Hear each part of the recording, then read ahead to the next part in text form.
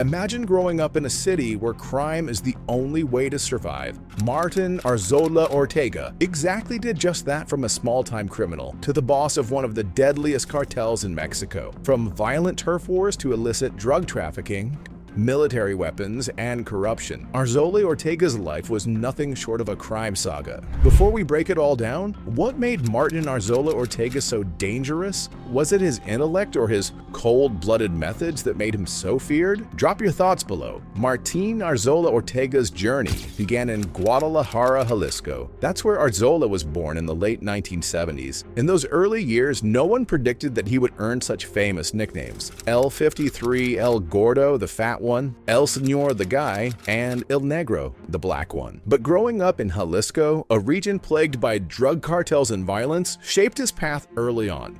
Like many in his area, Ortega was surrounded by criminal activity. By the time he was in his early 20s, he had already begun engaging in illegal activities. In 1998, Ortega's criminal journey began when he started robbing cargo trucks, stealing goods and goods worth millions. But the law caught up with him quickly, and he was arrested for stealing trucks and spent about 8 months in prison for that early offense. Upon his release, Ortega was drawn deeper into the criminal underworld, setting the stage for a far more dangerous career. This time, becoming involved with the Millennial Cartel, a criminal group based in Michoacan, Mexico, which had ties to some of the most notorious cartels in the world. Martin quickly proved himself a key player within the Millennial Cartel. Adopting the aliases El 53 and El Gordo, Ortega carved out his role as a trusted member of the cartel. His rise wasn't just based on his ability to commit crimes. It was his ruthlessness, intelligence, and strategic mind that allowed him to quickly move up the ranks. Working with the Millennial Cartel put Arzola right in Mexico's underworld. The group was tightly connected to the powerful Sinaloa cartel, working alongside the infamous Ignacio Nacho Coronel Villarreal, one of Sinaloa's top kingpins. This alliance gave Arzola a front-row seat to the real business of drug trafficking, learning the trade from some of the deadliest players in the game. However, all wasn't well within the Millennial Cartel. Internal power struggles and conflicts began to erupt. A major turning point came. The late 2000s were brutal for the Millennial Cartel. Mexican authorities started tearing apart the Millennial Cartel one by one. Its top bosses were either arrested or killed. In 2009, the army took down El Lobo Nava Valencia. The following year, his brother, El Tigre, was captured. Then in July 2010, Nacho Coronel, the Millennial Cartel's biggest ally, was gunned down in a military raid. El Instituto Federal de Acceso a la Información y Protección de Datos, el IFAI, instruyó a la PGR a entregar los exámenes de identidad de Ignacio Coronel Villarreal, alias Nacho Coronel, a fin de confirmar su muerte. Dicha determinación se tomó tras la petición de información por parte de un particular. Sin embargo, la PGR señaló que no contaba con la información y solicitó se presentara el requerimiento ante la Procuraduría de Jalisco, argumentando que en ese estado ocurrieron los hechos. With their leadership gone, the Millennial Cartel was crumbling, and that's when the real fight began. Arzola and his allies, El Mencho and El 85, wanted control, but rival lieutenants refused to back down. The result? A full-blown power struggle that split the cartel in two. Rather than waste time fighting, Arzola and his crew walked away to build something bigger. By the early 2010s, they had founded CJNG, a cartel that took Mexico's drug war to a whole new level. Meanwhile, their former allies formed La Resistencia, swearing to destroy them. What came next was pure war, and Arzola was right in the middle of it. The formation of CJNG didn't come without consequences. Ortega's faction immediately entered a violent rivalry with another faction led by El Pito Majaro Ramirez and Victor Manuel Torres Garcia.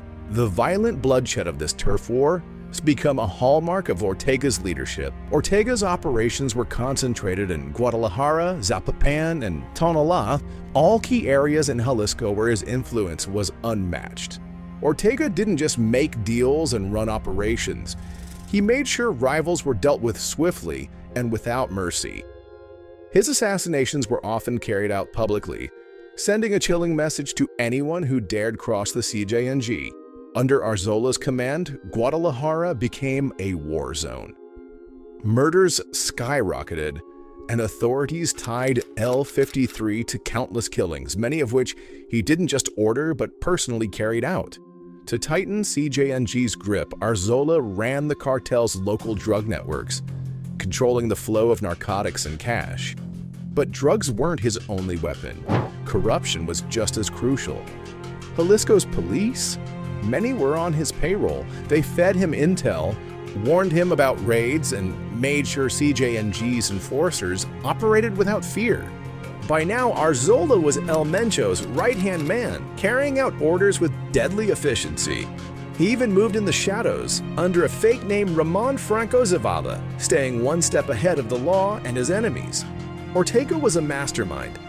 Through his network, he coordinated massive drug operations, always working under the radar alongside his boss El Mencho, the top dog of CJNG. His ability to stay in the shadows made him nearly untouchable for years, and allowing CJMG to expand its empire without interference. After years of violence and rising power, Ortega's criminal activities finally caught up with him. On July 13, 2011, Martin Arzola Ortega was captured in a well-executed operation by Mexican federal police in Dujamoco de Ziga. Authorities discovered a significant cache of weapons and communication devices at the scene. The arrest operation was a significant strike against the CJNG's leadership. When police moved in, Arzola did not go quietly. He was far from unarmed. At the scene, authorities found he was carrying a .38 super pistol and a Uzi 9mm submachine gun. These are military-grade weapons, the kind of firepower reserved for soldiers and definitely illegal for civilians to possess. He was quickly charged with organized crime and illegal possession of firearms, leading to his transfer to a high-security prison, the Federal Social Readaptation Center. Despite facing serious charges, Ortega was no stranger to the legal system and continued to fight the charges against him. In December 2015, Ortega faced a court case in Toluca, where he was convicted and sentenced to 24 years in prison. His involvement in drug trafficking, organized crime, and possession of military-grade weapons had been well documented. However, his accomplice Eric Jose Alcazar Lyman was sentenced to just 13 years in prison. Beyond the prison time, Arzola was ordered to pay a hefty fine of 34,878 Mexican pesos, around $2,000, a symbolic slap on the wrist considering the magnitude of his crimes. Ortega's legal team appealed the sentence, and after a lengthy retrial, the courts ruled in his favor. In September 2018, Ortega was released from prison after serving just over 4 years for illegal possession of firearms, as the evidence against him was deemed insufficient. Despite his early release, Ortega didn't step away from the criminal world. He continued to exert control and influence within the CJNG, although his time at the top was growing short. By 2019, his power was starting to wane, and cracks were forming in the foundation of his empire. On July 31, 2019, Ortega's reign came to a violent end. While dining at a Carl's Jr. restaurant in Zapopan with family, Ortega was shot and killed in a brutal assassination. The attack was carried out in the presence of the wife and children of the Nayarit state governor, who fortunately survived the incident. The attackers didn't stop there. One of the gunmen turned his weapon on the rest of the patrons, spraying bullets throughout the restaurant. In the hail of gunfire, several innocent people were wounded, a chilling reminder of how cartel violence often spills into the lives of bystanders. Según la Fiscalía, la madrugada del jueves se presentó una mujer a la agencia del Ministerio Público adscrita al Servicio Médico Forense para reclamar el cadáver de quien identificó como su esposo, Martin Arzola Ortega, de 42 años de edad. Arzola Ortega era también conocido como el 53 y fue identificado por las autoridades mexicanas como uno de los fundadores del mencionado cártel. Ortega's assassination sent shockwaves through the criminal world. Despite his violent legacy, Ortega's impact on the Mexican drug trade was undeniable. His leadership of the CJNG and his violent methods left a permanent mark on the criminal underworld. Do you think Ortega's death really marked the end of CJMG, or Is this just the beginning of a new chapter for the cartel?